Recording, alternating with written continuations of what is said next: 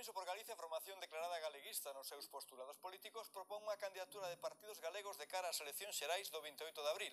Refírese a esta iniciativa como a proposta dunha roga galega que sería unha coalición de partidos con centro de decisión en Galicia. Nun comunicado di que trasladará a proposta ao BNG e tamén a En Marea. E temos xa en directo o secretario xeral de Compromiso, Juan Carlos Piñeiro, do Campo. Señor Piñeiro, que tal, bos días? Que tal, bos días, ben. Por que agora esta proposta? Pois a proposta é clara agora porque hai unha convocatoria electoral coido moi importante para o país na que temos que ser xenerosos e traballar en clave galega e en clave de país. Falan de defender Galicia, pero cal é a súa idea? Mais autogoberno, máis competencia, retención? Cal é a súa idea de defender Galicia?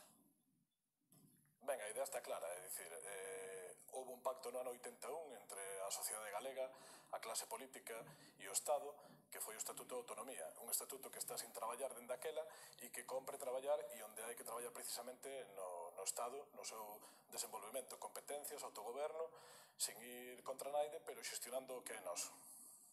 Fa un chamamento a BNG, despois falaremos coa súa voceira nacional, Ana Pontón, que está aquí xa no plató, de levar esta iniciativa ao BNG e En Marea. Xa se puxeron de acordo con eles? Bueno, de acordo. Xa lle enviaron esta proposta? Enviamos a proposta no día de hoxe, posto que ayer o noso máximo órgano, o Consello Nacional, así o decideu. É unha proposta de entablar conversas, de falar dun proxecto que na esencia defendemos todos, que é o autogoberno galego. As diferencias eu creo que neste momento, nesta convocatoria de eleccións xerais, teñen que quedar un pouco apartadas. Compre ser xenerosos, compre ter claro que Galicia desta volta nunha legislatura que vai ser clave na configuración do Estado ten que estar e ten que ter voz, ten que ter forza. Entón, o que pedimos é empezar estas conversas para constituir unha roga. A roga é, como todo mundo sabe, cando os veciños se axuden entre eles para traballar nunha cuestión común, aínda que despois cada quen ten a súa casa, non? Entón, eu creo que é unha boa figura facer unha roga de partidos galegos, facer un chamado tamén á sociedade civil, facer un chamado aos colectivos de país que nos axuden e traballen nunha candidatura forte que sitúe unha voz galega de sí, no Parlamento do Estado, non? Cando algún político fala de xenerosidade cando se dirixe a outros, é que estes outros pois boten para atrás algunhas das súas iniciativas. Que teñen que ceder, supostamente, os seus futuros, digamos, noivos nestas eleccións de abril?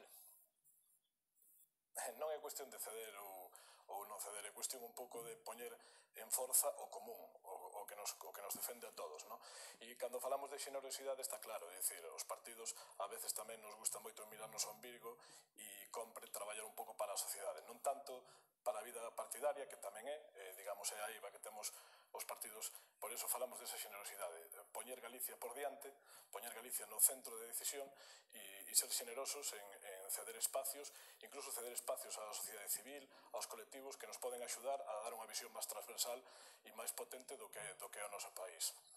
E por que para as xerais e non para as municipais ou mesmo para as europeas? Porque vostedes para as europeas teñen como socio o PNV. Pois mira, eu aquí, se me permite a xente, vou poñer un símil futbolístico, é dicir, as xerais sería como unha gran selección de fútbol galega e despois as municipais evidentemente a liga local e as europeas, pois se queremos é a Champions, non? É unha licencia un pouco especial falar de fútbol e política, pero eu creo que recolle moi ben o que é a esencia. Hai un problema de país, hai que traballar a nosa identidade, hai que desenvolver o estatuto e iso só se fai en Madrid e todos xuntos, desde a nosa humilde opinión, vamos. Juan Carlos Piñeiro, gracias por atender a chamada dos días. Moitas gracias a vosotros.